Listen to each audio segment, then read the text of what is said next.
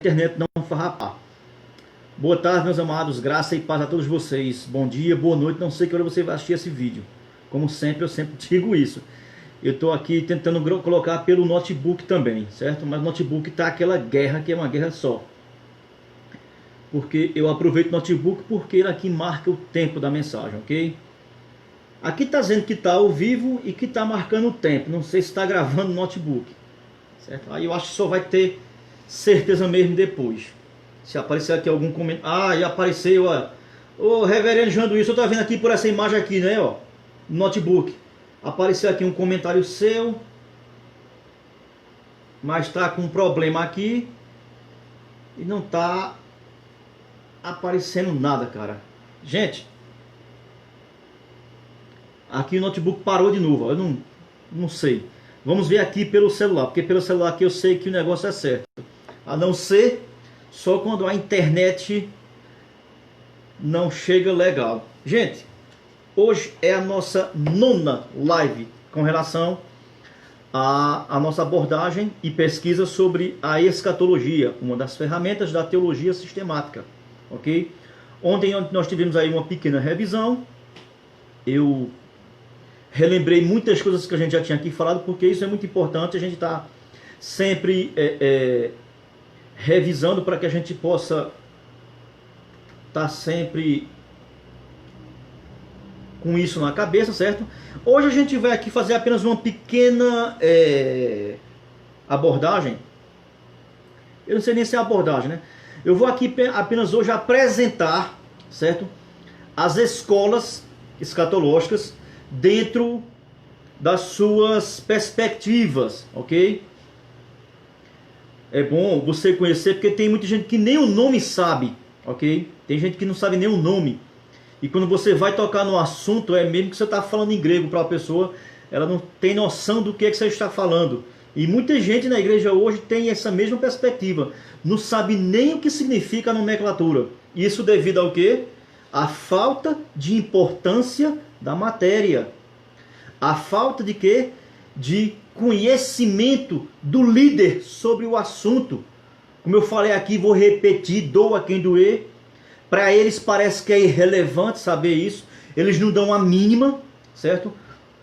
Não estão nem aí. A membresia também corre descendo a ladeira sobre do mesmo jeito. Não estão nem aí, achando que isso não é importante.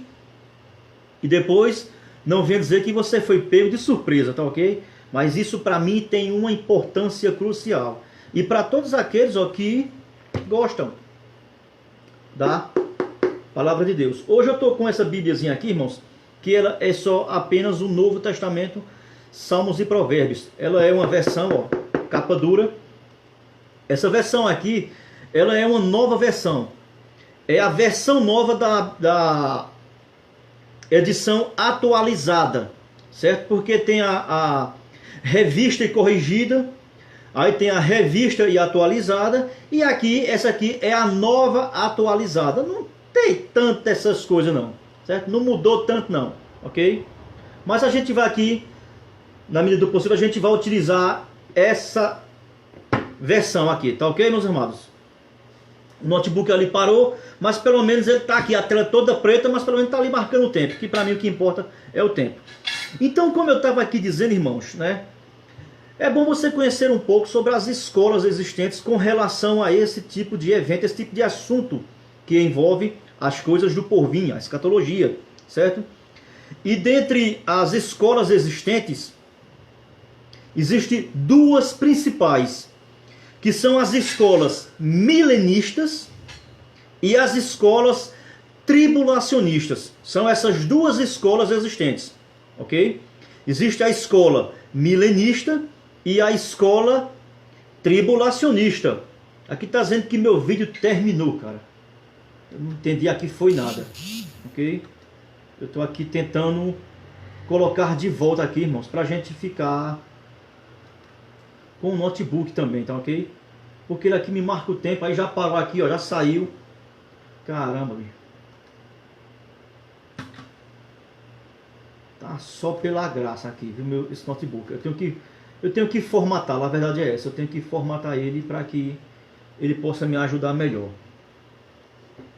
Então, dentre algumas escolas que tem. Bora, meu querido. Abra aqui, pelo amor de Deus.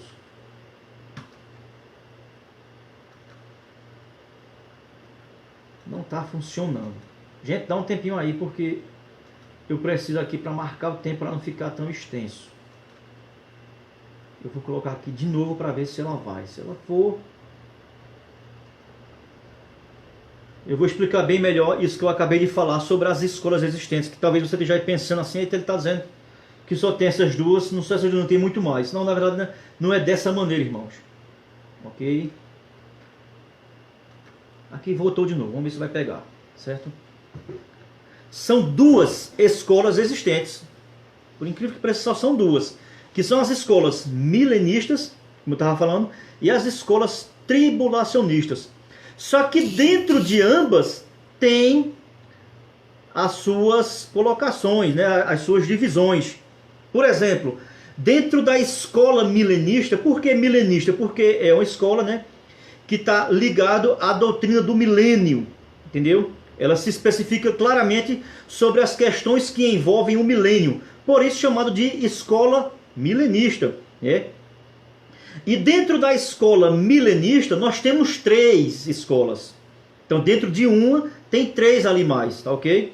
Então dentro da escola milenista nós temos as escolas amilenistas, pós-milenistas e pré-milenistas. Tá vendo? Você achou que ia ficar só aquelas duas, não foi? Isso é quando você às vezes não tem um entendimento completo, certo? Só são duas que tem: o milenismo e o tribulacionismo. Só que dentro de ambas existem suas ramificações. Então ficou claro? Então dentro das escolas que defendem ou que têm a sua posição com relação ao milênio, né, são chamadas de escolas milenistas. O nome já está bem claro, né? E dentro dessa escola milenista nós temos três subdivisões, que são a escola amilenista. A escola amilenista, né, ela tem esse prefixo a do grego no sentido de negativo. Quer dizer não, significa não. Então podemos dizer que a escola amilenista, ou seja, os amilenistas, eles defendem a ideia que não existe esse período de 1000 anos literais, ok? Não existe esse período de anos literais. Eles conseguem observar, né, que lá no Apocalipse ali se refere a uma simbologia. E outro conceito também que eles utilizam para defender a sua posição, com todo respeito a gente tem que respeitar, é porque segundo eles, se você for perguntar isso a eles, eles vão negar essa questão. Mas os livros dizem que sim. Que eles não negam o milênio. Eles não negam. Mas a própria terminologia já está dizendo. O A é de não, é de negação. Então é não milênio. Não existe milênio. Não nessa estrutura de 1000 anos literais, né? Para eles é um tempo que é indeterminado. Não é especificamente 1000 anos literais. É um tempo indeterminado. Não se pode contar. Isso é a ideia que eles têm sobre o simbolismo utilizado lá em Apocalipse, certo? Outra ideia que eles sugerem para não acreditarem nessa doutrina, ou não terem como um período específico de 1000 anos, é porque a palavra milênio não aparece em parte alguma da Bíblia, né? E para quem vem me acompanhando desde as primeiras aulas, né, eu já expliquei bem sobre essa questão da argumentação deles, certo? Que na verdade, né, isso é tido como apenas argumento, é chamado teologicamente, isso é chamado de argumento do silêncio. Se chama argumento do silêncio, ok? Depois, se você quiser pesquisar no Google, aí você vai botar lá a questão do argumento do silêncio, o que é que essa palavra quer dizer. Então, por não existir a palavra milênio, esse é um requisito pela qual os que pertencem à escola amilenistas, eles dizem que não há um período de 1000 anos literais. Porém, como eu expliquei bem em outras aulas passadas, né, realmente a palavra milênio não aparece na Bíblia. A palavra milênio não aparece. Porém, a gente consegue detectar claramente o conceito desse ensinamento muito claro aí nas cartas, ou na própria Bíblia no geral, ok? Eu não vou aqui entrar em muitos detalhes, ok? Hoje é só apenas para mostrar as escolas e as suas posições e o que eles defendem, ok? Hoje é um chazinho de canela, tá aqui um pedaço de pau aqui dentro do copo, ó. Gostoso pra caramba. Se a minha esposa souber que eu tô pegando o chá de dieta dela, ela me mata. Então ficou claro? A escola milenista, ela se subdivide em 3 categorias, que é o amilenismo, que agora acabamos de explicar. A outra escola dentro da posição milenista é a escola pós-milenista, né? É o pós-milenismo, que na verdade é apenas uma forma de falar, mas quando você vai estudar a estrutura que eles montam, praticamente fica quase que impossível você distinguir entre pós-milenismo e amilenismo. Elas são tão idênticas, que fica quase que difícil você tentar detectar quem é quem. O pós-milenismo. Então isso aí é apenas a segunda escola dentro do milenismo, ok? O amilenismo e o pós-milenismo, que eles veem aí que após o término do milênio, que também não tem um tempo específico, é que se dará aí a volta de Cristo, certo?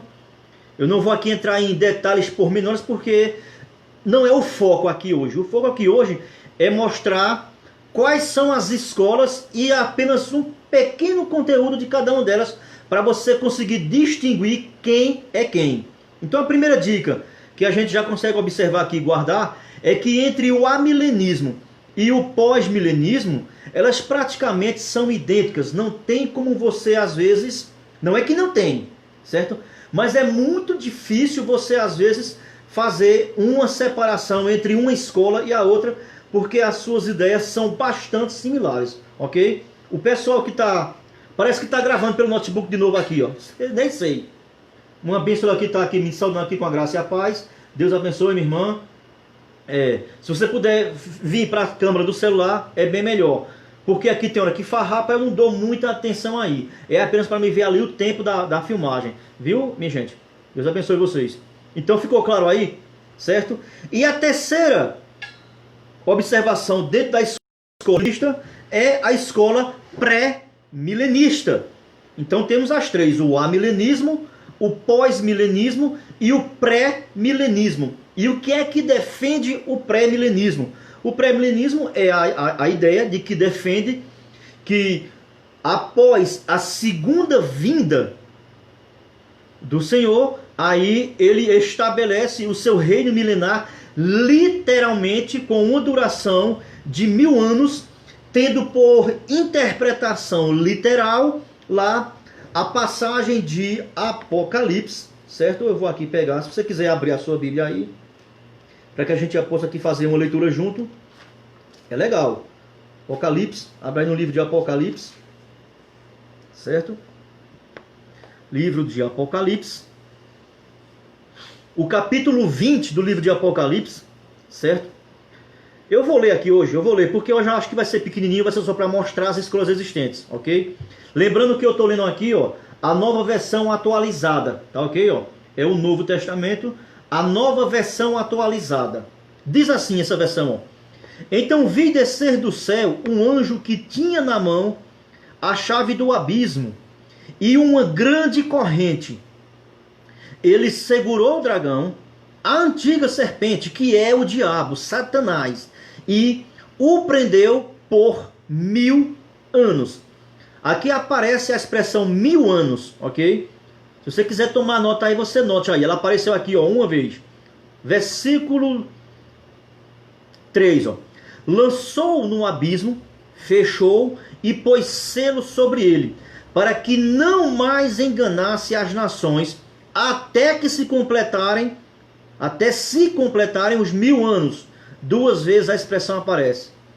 Depois disso, ó, é necessário que ele seja solto por um pouco de tempo. Vi também tronos, e nestes sentaram-se aqueles, os quais foi dada a autoridade de julgar. Vi ainda as almas dos que foram decapitados por causa do testemunho de Jesus e por causa da palavra de Deus, mártires, certo? Estes, são os que não adoraram a besta, nem a sua imagem, e não receberam a sua marca na testa e na mão. E olha só, e viveram e reinaram com Cristo durante 1000 anos. 3 vezes, a terceira vez que a palavra aparece lá. Os restantes dos mortos não reviveram, até que se completassem 1000 anos. 4 vezes, vamos lá. Esta é a primeira ressurreição. Aqui dá uma dor de cabeça, uma polêmica, que dá para você abrir parênteses e já entrar em 1000 assuntos. Eu não vou tocar nisso aqui agora. Então, bem-aventurado e santo é quem? É aquele que tem parte na primeira ressurreição. Por quê? Porque sobre esses que participaram desse tipo de ressurreição, a segunda morte não tem poder. Pelo contrário, serão sacerdotes de Deus e de Cristo, e reinarão com ele 1000 anos. 5 vezes já apareceu aqui a palavra 1000, se referindo aqui à questão do período milenar. Eu parei no versículo 6, e se você continuar lendo aí até terminar o contexto, você vai encontrar mais uma vez a expressão 1000 anos, ok? Então é devido a essa repetição, devido a essa ênfase nessa expressão, certo? A própria ferramenta da interpretação bíblica, a hermenêutica, né? Ela sugere que a própria repetição de uma palavra em um assunto, em uma ideia, ela traz a realidade de uma existência literal. Porém, as escolas amilenistas e os pós-milenistas, eles não veem dessa maneira. Irmão, ok, tudo bem. Ok? Hoje eu estou aqui apenas fazendo comparação. Não é dizer quem está certo e quem está errado, porque eu não tenho poder para isso. Certo? Eu estou aqui mostrando a ênfase de quantas vezes a expressão ela aparece e ela recheia todo esse contexto e essa ambientação a qual a palavra ela está sendo empregada, ok? Então nós vimos aí que dentro da escola milenista, a escola teológica milenista, ela se subdivide em 3 grupos, que é o amilenismo, o pós-milenismo e o pré-milenismo, ok? Vimos aí 3 escolas dentro de uma linha. A segunda linha escatológica se refere à linha que está ligado com relação ao período tribulacional, que é chamado de escolas tribulacionistas, tá ok? Vimos as escolas milenistas e agora nós temos as escolas tribulacionistas. Então, dentro das escolas tribulacionistas, elas também se dividem em 3 subescolas. A paz, Eduardo? Estamos por aqui. Hoje é só apenas uma pequena colocação. E estamos aqui mostrando a existência das escolas escatológicas que estão relacionadas com o assunto do milênio e da tribulação. Ok? São 2 escolas. Depois aí o senhor volta, tá ok? Se quiser pegar do comecinho, que eu acho que já está com uns 15 minutos já. Aí o senhor vê do comecinho, certo? Hoje a gente vai apenas aqui mostrar as escolas que existem e a sua relação em posição às profecias bíblicas, ok? Acabamos de ver aqui agora as escolas milenistas e agora a gente vai aqui abordar as escolas tribulacionistas. Dentro da escola tribulacionista também se divide em 3 ou 4 ou até mesmo 5 grupos. Como eu falei aqui em uma live anterior, né? Muita gente só conhece o pré, o pós e o meso, certo? Pré, pós e meso. Mas tem mais 2 que elas não são muito difundidas, mas elas tiveram a sua existência perduraram por um certo período de tempo e hoje em dia elas não estão mais tão visíveis como essas três que a gente está vendo. 14 minutos, valeu, Eduardo. Valeu, fica na paz, tranquilo. Não, Eduardo, é porque tá 14 porque a primeira vez que eu estava filmando caiu a filmagem, entendeu? A filmagem caiu e eu acho que já ia nos 5 minutos. Aí eu tive que colocar de novo. Aí por isso que tá marcando 14, mas já tem mais uns 5 na frente. Valeu, abençoado. Então, vamos lá ver. Então, dentro da escola tribulacionista, nós conhecemos 3, mas tem 5, ok? Qual é delas aqui? Não importa a sequência não importa, certo? Vamos falar aqui do pós-tribulacionismo, certo? O pós-tribulacionismo é uma escola que defende a seguinte posição com relação, o nome já está dizendo, ao período tribulacional. Não tem nada a ver com o milênio. O milênio são as escolas milenistas, ok? Então, dentro da escola pós-tribulacionistas, ela defende a ideia que a igreja ela passará por todo o período da tribulação, tendo seu ponto final com a vinda do Senhor para encerrar esse período tribulacional. Mas a igreja passará por todo esse período. Eu não vou aqui entrar em detalhes. Hoje não é a ideia, gente. Certo? Eu estou aqui apenas mostrando o que cada uma defende na sua posição teológica, tá ok? Chazinho de canela, gostoso pra caramba. Então essa escola pós, ela tem a ideia, segundo a sua maneira de ver e interpretar as profecias bíblicas, eles entendem que a igreja ela vai permanecer aqui na terra durante esse período todo tribulacional, ok? E que ao final desse período ela terá o seu encontro com a vinda de Cristo. Essa é o que defende a posição pós-tribulacionista. A outra escola também que está relacionada ao período tribulacional é a escola pré-tribulacionista. E a escola pré-tribulacionista ela vai totalmente ao inverso da escola pós-tribulacionista. A escola pré-tribulacional ela defende a ideia que antes que se comece esse período, esse intervalo de tempo, eu sempre vou usar aqui esse intervalo aqui de tempo, ela entende que antes que esse intervalo de tempo aqui, que é um momento singular na história da Terra, o próprio Jesus fala isso, a igreja, antes que comece, ela será tirada da Terra, ok? Para que vá se encontrar com o Senhor nos ares. E ela estará durante esse período que lá em Apocalipse chama período de provação, dependendo, deu até soluço agora, ó. Dependendo da versão bíblica que você tiver, muitas vezes não tem a palavra provação, tem a palavra lá, tentação. Interessante que nessa Bíblia aqui, essa nova versão, eu nunca li como é que está aqui nessa versão. Deixa eu ver aqui agora. Apocalipse 3:10. Aqui, ó. Essa aqui usa a palavra provação, enquanto outras Bíblias utilizam a palavra tentação, certo? Aí a questão do grego. Hoje eu não vou entrar aqui nessa questão, certo? Porque na gramática grega, na gramática portuguesa, existe duas palavras que distinguem duas questões diferentes, que é tentação e provação. No português existem essas duas palavras que distinguem essas duas questões. Mas, meus amados, no grego não existe duas palavras.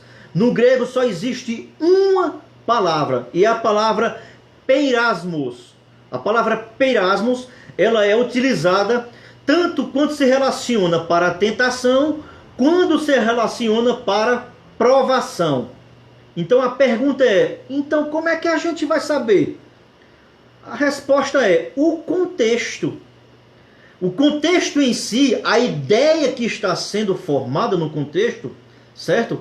Ela vai deixar claro ali no texto se está se referindo a você ser tentado para que você caia em pecado, ou se você está sendo provado para que Deus possa ver. Não é que ele não saiba, isso é uma maneira apenas humana de falar, para ver em que nível você se encontra. Se você já está aprovado, para que Deus possa, vamos assim dizer, te levar para um nível mais superior. Ok? Então, essa é a questão da palavra peirasmos no grego, que é diferente da nossa gramática portuguesa. Então, a escola pré-tribulacionista, ela defende essa ideia que ao inicializar esse período que ninguém sabe quando é, ok? A igreja, ela será arrancada, Deus levará a noiva do cordeiro, certo? E aí se dará. Isso não quer dizer que é simultâneo. Suponhamos que a igreja é arrebatada agora. Então ainda hoje mesmo começa a tribulação. Não se tem uma certeza fixa, nenhuma escola tem uma certeza fixa sobre essa questão aí. Não quer dizer que se acontecer agora o arrebatamento, de imediato já vai começar. Não, ninguém sabe dizer, não há uma definição clara sobre esse assunto, sobre esse momento específico, tá ok? Entendeu? O que defende a escola pré-tribulacionista. A outra escola é a escola mesotribulacionista. Meso, porque vem da palavra meio, quer dizer a palavra entre dois. A palavra meso é ela que dá origem à palavra Mesopotâmia, certo? Porque a região da Mesopotâmia, ela ficava entre dois rios, o rio Eufrates e o rio Tigre. E entre o meio ali ficava a região chamada de Mesopotâmia. Um pouquinho de história para vocês, tá ok? Então, a escola Meso, ela também recebe o nome de Mid, né? Mas ficou em desuso o nome Mid. É utilizado hoje em dia mais a palavra Meso. Por quê? Porque a escola Meso entende que o período da grande tribulação ele está subdividido de acordo com a sua interpretação das 70 semanas de Daniel, inclusive da 70ª semana. A gente vai ter uma live que vamos trabalhar exaustivamente o livro de Daniel. Me desculpe aqui, irmão, vai ser chato pra caramba, mas para quem gosta vai ser uma bênção, ok? Vai ser uma bênção. Então eles interpretam ali que há um período de 7 anos dentro da 70ª semana de Daniel, certo? E aí envolve a passagem onde o suposto camarada que vai ser levantado como o cara que vai dominar durante o período mundial único, ele fará um pacto com não só com Israel, mas com algumas nações. E durante esse período, depois da metade, ele vai rasgar esse pacto. E aí dá início ao momento mais específico da tribulação, ok? É como a tribulação, ela na visão meso, tanto na visão meso como na visão pré, ela tem uma duração de 7 anos. Isso com base em interpretações dos livros de Daniel. Dos livros de Daniel não, do livro de Daniel, porque livros no plural vai dar a ideia de mais de um, né? Daniel só escreveu um livro, tá ok? Aqui foi um erro meu aqui. Isso vai depender da posição que você vai defender, da metodologia interpretativa, que eu vou tocar nesse assunto já já. Então os primeiros 3 anos e meio de 7, né? Como a própria Bíblia diz lá em 1 Tessalonicenses, capítulo 5 e o versículo 3, que eu expliquei bem detalhadamente na live anterior, é aquele período que Paulo chama de paz, mas que de repente lhe sobrevirá repentina destruição, e de modo algum escaparão. Então, quando tiver esse momento de paz, que vier essa época, a igreja é arrebatada. Então, a posição meso-tribulacionista entende esse período aí de 1 Tessalonicenses, capítulo 5, o versículo 3, como ele dando aí um divisor para o período da grande tribulação de vir no meio. 3 anos e meio de uma falsa paz e 3 anos e meio o cacete acabando com tudo. Tá ok? Então essa é a posição que defende a escola mesotribulacionista. Por exemplo, há uma escola também chamada de arrebatamento parcial. É porque não tem como aqui mostrar a vocês aqui no meu cronograma. Mas se você observar aqui, ó, escola milenista, Escola milenista, as 3. Escola tribulacionista, as 3. Eu acho que vai dar para ver. É porque aqui fica para mostrar a vocês. Cadê, meu Deus? Certo, ó. Onde tá aqui, ó, meu dedo aqui, ó. Uma e a outra. Aí 3 de um lado e 3 do outro. Eu não coloquei aqui essa escola arrebatamento parcial. O que é que o arrebatamento parcial? O que é que essa escola defende? Que haverá o arrebatamento antes da tribulação, certo? Mas não serão todos que serão arrebatados, certo? E acontecerá no período que for se dando a tribulação, aqueles que forem se tornando fiéis, automaticamente irão ser também arrebatados. Essa é uma ideia muito, muito deturpada. Ela teve um seu apogeu em sua determinada época, mas depois ela caiu em desuso porque não há constância nas suas colocações, tá ok? E até eu queria entrar aqui nesse assunto porque, infelizmente, eu vou ter que tocar sempre no assunto dos comentários que fizeram na minha postagem, né? Porque teve um abençoado lá, que eu respeito muito, né? Onde ele sugeriu lá a questão como se os pré-tribulacionistas, eles fazem uso de 2 arrebatamentos. Eu quero aqui deixar claro que um pré-tribulacionista seguro, um cara sincero, honesto e que tem conhecimento desse assunto escatológico, jamais você vai ouvir da boca dele 2 arrebatamentos. Não existe na Bíblia, irmão. Não existe 2 arrebatamentos. Isso aí você deve ter visto de um cara que não tem um conhecimento completo. Não completo, que eu também não tenho. Mas talvez de um cara que tem um conhecimento superficial, pequeno, não está por dentro, não pesquisou muito. E talvez você viu essa ideia dele e quis sugerir que eu falei isso lá na minha postagem. Não, abençoado, eu não falei isso. Eu não defendo isso. Eu vou repetir. Um verdadeiro tribulacionista sincero, um cara estudioso e que conhece, que busca bem, jamais ele vai falar sobre 2 arrebatamentos. Só existe um arrebatamento. Mas essa escola, por ela se camuflar e não deixar muito bem definido, há quem compare ela com a mesma visão pré-tribulacionista. Está enganado. Tire o cavalinho da chuva que você está enganado. Não é não, meu irmão. Viu? Quero deixar aqui claro. Tá ok?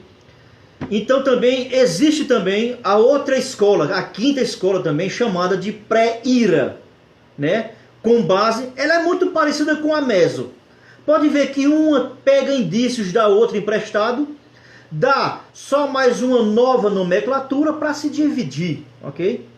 É como um arrebatamento parcial, né? Ela toma emprestado alguns usos do pré-tribulacionismo e quem não sabe disso termina colocando em discreto a escola pré, por não conhecer os fatos. E do mesmo jeito é a escola pré-ira. A escola pré-ira é com base em 1 Tessalonicenses, capítulo 1. Esse versículo é muito conhecido, eu também já citei muito aqui em algumas outras oportunidades, né, que está relacionado aqui, quando Paulo fala para aqueles irmãos, né, que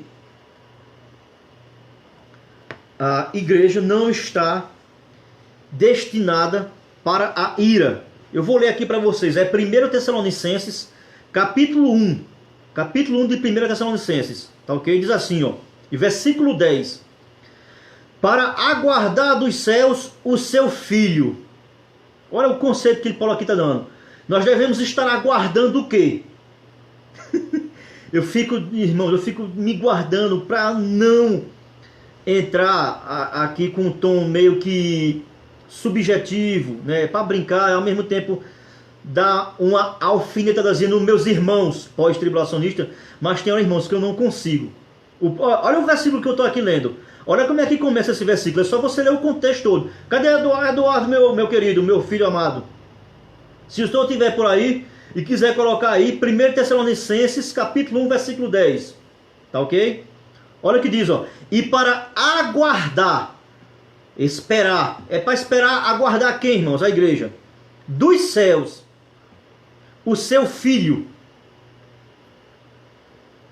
A quem ele ressuscitou, ó, dentre os mortos. Olha as expressões paulinas. Totalmente diferente das expressões judaicas e que Jesus mostrou para os seus contemporâneos judeus. Ressurreição dos mortos. Mas é claro que em muitos contextos Jesus falou dentre os mortos. Aqui Paulo está falando dentre os mortos. Está vendo que é diferente? Vamos lá. Ó. Aguardar quem? Jesus, que foi ressuscitado pelo poder de Deus de entre os mortos. Para o quê? Ó? Que nos livra de quê? Da ira vindoura. Ó, o notebook aqui cancelou de novo. Já estou vendo aqui que vai parar, ok? Mas aqui o celular continua aqui na nossa íntegra. Então você pode ver que a base da pré-ira é com relação a esse versículo, né? Que diz que nós seremos livres da ira vindoura. Então, enquanto não é derramado a ira, enquanto, vamos assim dizer, são derramados outros flagelos que a Bíblia traz ali no livro de Apocalipse, a igreja estará presente. Mas quando for começar a ira, a igreja será tirada, ela será poupada dessa expressão. Eles utilizam a palavra ira em um sentido específico, certo? Genérico, não técnico. E você pode ver que tem muito teor a ver aí com a posição defendida pela escola mesotribulacionista, tá ok? Aqui já era de novo, aqui parou. Certo? O notebook deu pau aqui de novo. Vamos continuar aqui. Enquanto ele estiver ali marcando o tempo, certo? Deixa eu botar aqui de novo, porque eu preciso ficar aqui marcando o tempo. Mas sabe de uma coisa, eu não vou ficar marcando mais não. Deixa pra lá, que eu tô só tendo raiva. Vamos lá. Então, ficou claro, irmãos, sobre cada escola e o que cada uma se identifica segundo as suas interpretações das profecias bíblicas. Porém, há uma questão muito interessante dentro da escola milenista. Por exemplo, nem todo milenista, ele é, por exemplo, como é que eu vou dizer? Pós-tribulacionista. Porque há aqueles que defendem a escola milenista, porém ele é pré-tribulacionista. Tá ok? Há aí algumas inversões aí eu não vou aqui entrar em detalhes. Uma coisa que eu já falei, que eu também já deixei claro sobre essa questão das escolas, o porquê de tanta divisão, certo? Por que tanta divisão? Foi aquilo que eu falei. O divisor primário das escolas é o seu método interpretativo. E eu frisei, deixei bem claro isso aí na live de ontem, certo? Que foi a 8ª live, essa já é a 9ª. Eu nem sei, vai ser de 15 para lá. Quem tiver aí tempo para assistir e continuar com a gente, nós estamos aqui falando, certo? Então, o divisor-chefe, meus amados, que divide o pensamento das escolas, é simplesmente um método empregado para se interpretar as profecias bíblicas, tá ok? Então, dentro das escolas aqui, elas se dividem em utilizar o método chamado de método de interpretação alegórico e espiritual, ou espiritualizada, certo? Ou o método de interpretação histórico-literal gramatical, ou literal histórico-gramatical. Então, por exemplo, quais são as escolas que defendem o método de interpretação, por exemplo, alegórico das profecias bíblicas? Então, por que essa escola tem essa postura? Porque essa escola, ela se utiliza do método tal para validar a sua teoria. Então, tudo está ligado ao método interpretativo utilizado. Dentro das escolas milenistas, então, dentro das escolas milenistas, nós temos aqui 3 escolas, como eu falei: amilenismo, pós-milenismo e pré-milenismo. Mas as 3, elas estão divididas em 2 escolas. Por exemplo, a escola amilenista, eu já deixei muito claro, e a escola pós-milenista, eles, para terem sustentação na sua interpretação, eles se valem do método de interpretação alegórico espiritualizado, ok? Por isso que eles têm a sua postura para defender, porque eles utilizam esse método de interpretação. Mas dentro da escola milenista, Existe também uma outra escola chamada pré-milenismo. Então já a escola pré-milenismo, ela não tem de uso de interpretação um método alegórico espiritualizado, ok? Então dentro da escola milenistas, duas utilizam a metodologia alegórica e uma utiliza um método literal, histórico, gramatical, certo? E do mesmo jeito está a escola tribulacionista. Dentro da escola tribulacionista, como eu também mostrei para vocês, nós temos três subdivisões, que é o pré, o meso e o pós. E dessas três, duas delas utilizam um método interpretativo alegórico, que é o mesotribulacionismo e o pós-tribulacionismo, tá ok? E a escola pré-tribulacionista, ela utiliza utiliza um método interpretativo, literal, histórico, gramatical, ok? Nós vimos isso aí, eu expliquei muito bem, acabamos de encerrar mais uma folhazinha aqui, ok?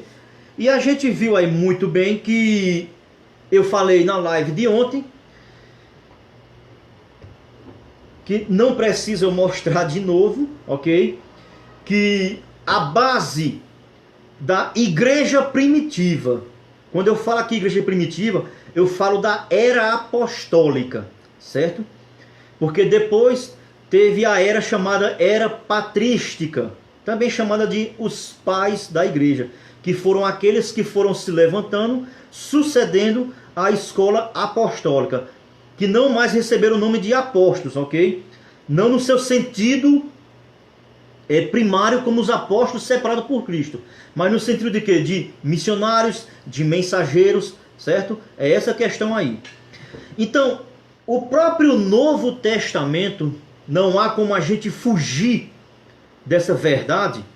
Os próprios autores do Novo Testamento, eu provei isso e mostrei ontem em vários momentos, em várias passagens, que o método empregado pelos escritores do Novo Testamento é o método de interpretação literal, histórico, gramatical. E infelizmente, nas próximas lives eu vou aqui mostrar, eu vou ler todo o conteúdo de todas as escolas, certo? A gente vai aqui traçar um panorama para mostrar a origem dessas escolas, que isso é de importância muito grande para você até que defende algum destes lados aí. Talvez você não tenha nenhuma compreensão de como surgiu esses pensamentos e essas escolas no decorrer da história, ok? Talvez você tenha, talvez não, eu acho até você é um cara que gosta de ler, você até talvez tenha um livro ou dois, mas irmãos, eu tenho aqui mais de 50. Não dá para me mostrar aqui, mas quem me conhece sabe. Essa é a minha área, eu tenho mais de 50 livros. Irmãos, ó, só para você ter uma ideia. Só comentário. Você tem uma ideia como eu gosto desse assunto. Eu maquino muito isso, sou muito meticuloso, só para você ter ideia. Olha, só comentário da primeira e segunda carta aos Tessalonicenses, só dessa carta. Eu tenho mais de 30 comentários. É coisa para você ler, para dar uma cãibra na sua língua. Então, irmãos, quando eu venho falar aqui, cara, não é porque eu sou dono da verdade, é porque eu tenho muita coisa, eu tenho muita bagagem para mostrar, muita coisa para falar. Se brincar, até você vai ouvir coisas que você, se brincar, nunca ouviu. Porque eu tenho muita coisa, cara. Entendeu? Como eu mostrei aqui, numa live passada, né? Por exemplo, eu tenho aqui ó, uma teologia do Novo Testamento, que é um dos caras mais conhecidos e bem recebido no meu teológico, que é George Land. O irmão aqui, Luciano Matos, que está aqui conosco, ele deve conhecer esse erudito que eu estou aqui falando, George Land. Ele escreveu uma das melhores teologias sistemáticas, ou teologia sistemática não, teologia do Novo Testamento. Esse cara escreveu, é uma das melhores. E ele é um pós-tribulacionista. Eu não sou, mas eu tenho que ler o cara, porque o cara, meu irmão, como eu falei aqui na outra live, é um cara íntegro, meu irmão, é um cara honesto, é um cara que tem ali um equilíbrio. Então eu vou ter que ler, cara. Eu tenho que entender o pensamento dos caras.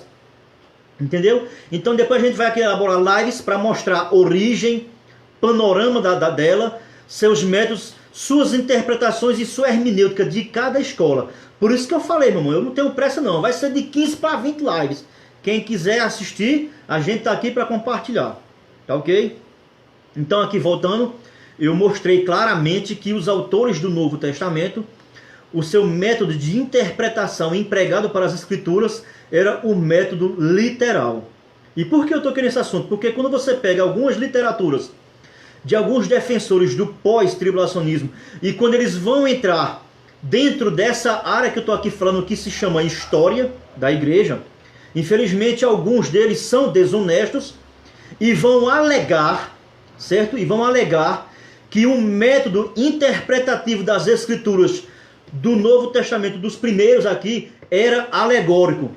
O Novo Testamento desmente, meu amado. Infelizmente, o Novo Testamento desmente.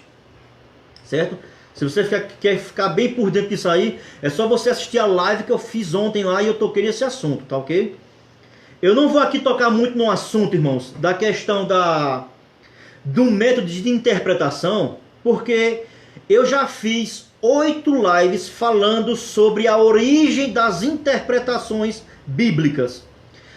Se não tiver, eu não lembro se eu agora vou aqui dizer uma coisa, eu não lembro se eu deixei salvo, eu confesso, porque teve uma live aí que eu disse que eu deixei salvo.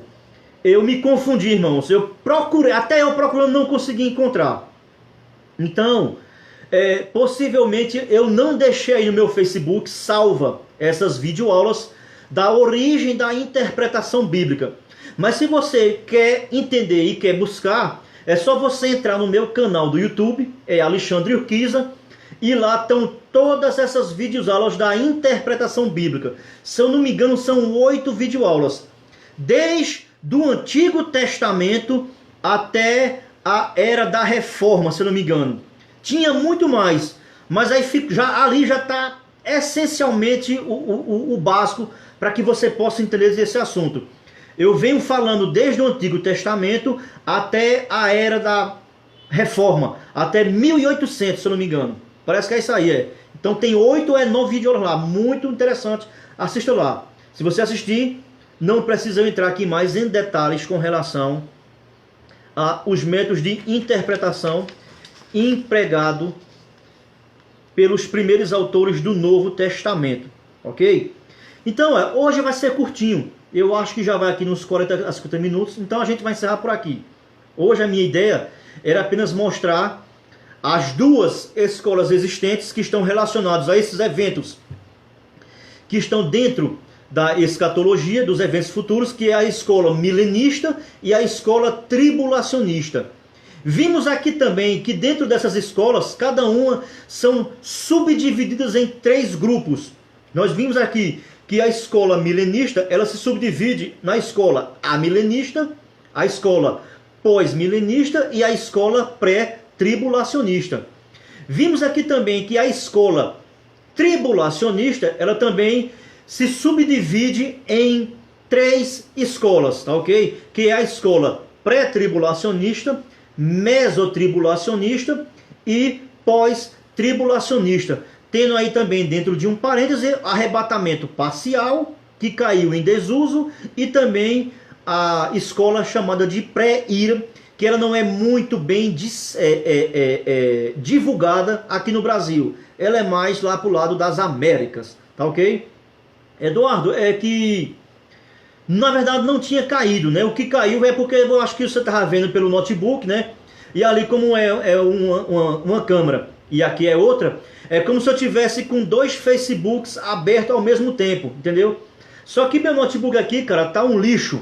E infelizmente eu não tenho aqui no pendrive o Windows para poder formatar ele, para ele ficar topado aí, entendeu? Então ela caiu só lá. A gente estava continuando aqui pela transmissão do celular. Então hoje a gente vai ficar por aqui, tá ok? Foi só para apresentar as escolas existentes dentro aqui dessa área que envolve o assunto escatologia. Eu espero que tenha ficado bem compreendido. Se caso você em alguma das partes você não entendeu, se você quiser, você faz o seu comentário aí e logo mais eu vou observar e na próxima live, dependendo do tipo de pergunta, se estiver ao meu alcance, eu vou trazer uma resposta ou uma posição para ela, tá ok? Então amanhã a gente vai começar a trabalhar algumas expressões, ok? Algumas expressões do Novo Testamento e o seu significado original, ok? Significado etimológico, a raiz da palavra. Não é o significado que ganhou hoje, certo? Por exemplo, quando Paulo falou uma palavra há 2000 anos lá atrás, irmãos, aqui ó, tem 2000 anos. Quando Paulo falou essa palavra lá para eles, naquela época lá, o que essa palavra significava? Qual era a aplicação que era feito naquela época? Porque aqui eu vou tocar no assunto novo, meu irmão. Tem gente que não entende, certo? Irmão, a Bíblia não foi escrita para mim, para você. Ela serve para mim e para você hoje. Mas ela foi escrita para uma cultura que não tem mais, 2000 anos atrás, para uma língua que não existe mais. Hoje em dia tem uma sinônima paralela com ela, mas que não é a mesma língua. Costumes, certo? Tudo diferente do que eu e você tem aqui hoje. Então, quando você não tem esse conhecimento do emprego original da palavra, você cai em um erro hermenêutico chamado de anacronismo, certo? Na próxima videoaula eu vou explicar o que é anacronismo, para que você possa compreender e ter uma compreensão melhor quando você for trabalhar um texto tanto do Antigo Testamento quanto do Novo Testamento. E isso aí são coisas, meus amados, que algumas escolas teológicas ou alguns livros de escatologia dentro das suas escolas que eles